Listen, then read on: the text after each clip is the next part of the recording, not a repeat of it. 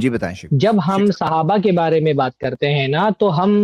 یہ ایک اصولی بات ہمیشہ ہم کو اپنی نظر میں رکھنی چاہیے کہ صحابہ محض تاریخی شخصیتیں نہیں ہیں، وہ قرآنی شخصیتیں بھی ہیں، چاہے معاملہ حضرت علی رضی اللہ تعالیٰ عنہ کا ہو یا چاہے معاملہ حضرت معاویہ کا ہو، یہ سب قرآنی شخصیتیں ہیں، یہ سب دینی شخصیتیں ہیں، ان کی ثنا اور مدح اللہ کے نبی صلی اللہ علیہ وسلم نے فرمائی ہے، قرآن و سنت نے ان کی عدالت کی گواہی دی ہے، ان کی امانت و صداقت پر قرآن و سنت کی مہر لگی ہوئی ہے۔ تو ان کے بارے میں کوئی بات کرتے ہوئے صرف تاریخی تجزیہ کا حوالہ دے کر کے ان پہ نقد نہیں کیا جا سکتا ہے، یا کوئی رائے قرآن و سنت کو چھوڑ کر کے تاریخ کی بنیاد پر ان کے بارے میں کوئی رائے نہیں قائم کی جا سکتی ہے۔ چلے مان لے بھائی میری تاریخ کا تجزیہ مجھے یہ اس حد تک کے پہنچاتا ہے کہ مجھے لگ رہا ہے کہ حضرت علی اللہ تعالیٰ عنہ نے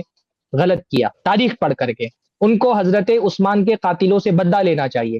پر میں یہ بات تاریخی تجزیے کی بنیاد پر نہیں کہہ سکتا کہ حضرت علی نے غلط کیا، کیونکہ حضرت علی کے بارے میں نص موجود ہے اللہ کے نبی صلی اللہ علیہ وسلم کی کہ دو جماعتوں میں جب اختلاف ہوگا تو جو خوارج سے جو جماعت لڑے گی اولت طائفتین بالحق، ان دونوں جماعتوں میں زیادہ حق کے قریب وہ ہوگا جو خوارج سے لڑے گا، اور حضرت علی نے نہروان میں خوارج سے لڑائی کی، اور حضرت علی نے خود کو اس فضیلت کا حقدار بھی سمجھا، اور ہم بھی سمجھتے ہیں کہ حضرت علی کی وہ حقدار تھے، اس لیے ہم کہتے ہیں کہ تین طائفے تھے صحابہ کرام کی، تین جماعتیں تھیں، ایک تو وہ تھی جس نے سرے سے قتال ہی نہیں کیا، اس خون خرابے میں شامل ہی نہیں ہوئے، انہوں نے اپنی تلوار لے جا کر کے توڑ دی، لکڑی کی تلوار بنا لی بعض صحابہ نے۔ حق پر وہ جماعت تھی تینوں میں سے جس نے سرے سے جنگ ہی نہیں کی۔ اس کے بعد حق سے قریب تر جماعت حضرت علی کی تھی، اور اس کے بعد حضرت امیر معاویہ کی جماعت تھی۔ تو حضرت علی کے بارے میں جو بات ہم کہتے ہیں وہ صرف تاریخی روایات کی بنیاد پر نہیں کہتے، صرف تاریخی تجزیے کی بنیاد پر نہیں کہتے، یہ بات ہم اس لیے کہتے ہیں کیونکہ رسول اللہ صلی اللہ علیہ وسلم نے ان کے بارے میں ایک بات کہی ہے، یہ خوشخبری اور حق کے قریب ہونے کی بات نصوص سے ثابت ہے، اور یہی معاملہ حضرت امیر معاویہ رضی اللہ تعالیٰ عنہ اور ان کے ساتھ جو دوسرے صحابہ تھے حضرت علی کے مقابلے میں، ان کے بارے میں بھی ہم یہ بات کہتے ہیں کہ ایک طائفہ کو حق سے قریب کہنے کا مطلب یہ کہ دوسرا طائفہ باطل پر نہیں تھا، وہ بھی حق پر تھا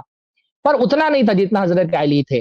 اور حق سے قریب کہنے کا مطلب پورے حق پر حضرت علی بھی نہیں تھے، پورے حق پر وہ لوگ تھے جن کے پاس نص موجود تھی۔ حضرت علی کے پاس کوئی نص نہیں تھی، اس لیے جب ان سے پوچھا گیا اخبرنا عن مسیری کا حاضہ کیے جو آپ لے کر کے فوج نکلے اس کے بارے میں ہم کو بتائیں، عہد، کیا یہ کوئی عہد ہے جو اللہ کے نبی نے آپ سے لیا ہے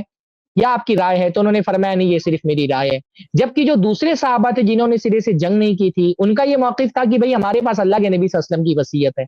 تو ان تجزیات کو صرف تاریخی تناظر میں نہیں دیکھنا چاہیے، ان جنگوں کو یہ دیکھنا چاہیے کہ ان کے یہ وہ شخصیتیں ہیں جن کے پاس رسول اللہ صلی اللہ علیہ وسلم کی حدیثیں تھیں،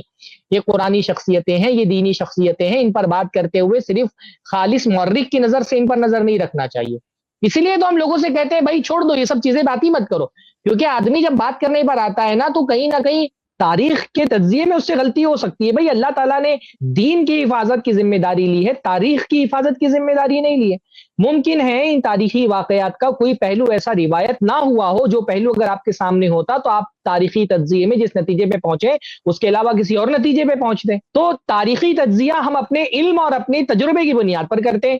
جبکہ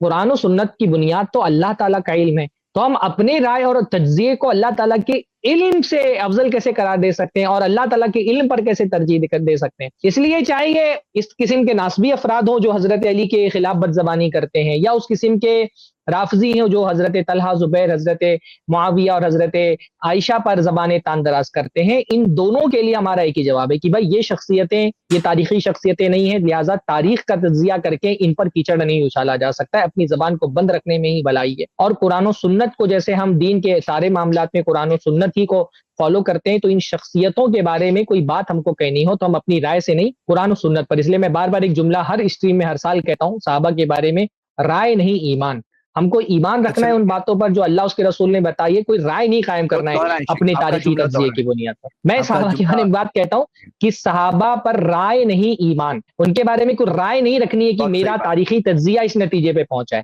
بلکہ ان کے بارے میں ایمان لانا ہے۔ وہ صحابہ کی عدالت پر یقین رکھنا یہ ہمارے ایمان کا حصہ. بھی ایک بات آئی تھی نا کہ صحابہ کرام کے تو برا بھلا کہنے والوں کے بارے میں ہم کیا حکم ہے. بھائی اگر جو تاریخی شخصیت ہے نا ان کے بارے میں اگر آپ کی رائے غلط بھی ہو گئی تو اللہ تعالیٰ آپ کی پکڑ نہیں کرے گا. لیکن اگر آپ نے جمی صحابہ کو، تمام صحابہ کو اگر آپ نے یہ مان لیا کہ سارے کے سارے صحابہ برے تھے یا اللہ کے نبی کی وفات کے بعد مرتد ہو گئے، تو ایسے آدمی کے کافر ہونے میں کوئی اختلاف نہیں، کیونکہ یہ صرف تاریخی شخصیتیں نہیں ہیں، یہ قرآنی شخصیتیں ہیں، یہ دینی شخصیتیں. تو جب قرآن و سنت نے ان کی عدالت پر، صداقت پر، امانت پر مہر لگا دی ہے تو تاریخ سے آپ اس مہر کو چھڑا نہیں سکتے. جن کا رتبہ قرآن و سنت نے بلند کر لیا ہو، تاریخ سے آپ ان کے رتبے کو نہیں گرا سکتے. اس لیے اس طرح کی باتوں سے بالکل اپنے عام لوگوں کو ان چیزوں کے پیچھے پڑنا ہی نہیں چاہیے. تاریخی تجزیہ کرنا عوام کی ذمہ داری ہے ہی نہیں سرے سے. بارک اللہ فیک. بارک اللہ فی، شکریہ.